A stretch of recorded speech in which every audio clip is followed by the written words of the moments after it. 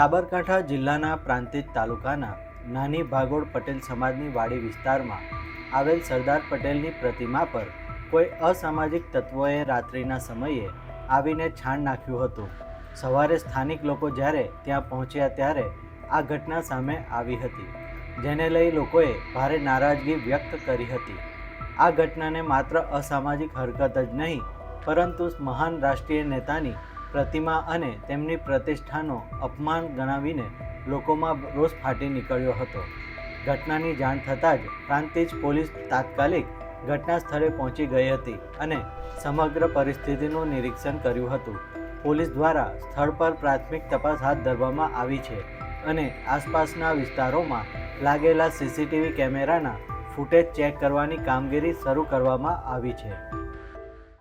પ્રાંતિજ નાની ભાગોળ પટેલ સમાજની વાડીના સામે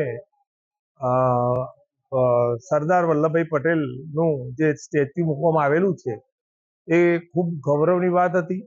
આજે જે ઘટના બની છે એ ખૂબ નિંદનીય ઘટના છે અને આ બાબતમાં અમે એસપી સાબરકાંઠાને રજૂઆત કરેલી છે અને હું એવું માનું છું કે આ બાબતમાં પ્રાંતિજમાં જો જલ્દી તપાસ થાય, હું સરકારને રજૂઆત કરું છું અને જલ્દી તપાસ થશે તો નહીં થાય તો અમે પ્રાંતિજમાં વિરોધ કરી અને સરઘસ કાઢીશું અને આનો સખત વિરોધ છે। હું ગુજરાત સરકારને પણ વિનંતી કરું છું, માનનીય મુખ્યમંત્રીને પણ વિનંતી કરું છું કે આ બાબતની ઊંડી એક તપાસ કરી અને ગુનેગારો જલ્દી પકડાય અને સખત સજા થાય એવી અમારી સૌની માગણી છે।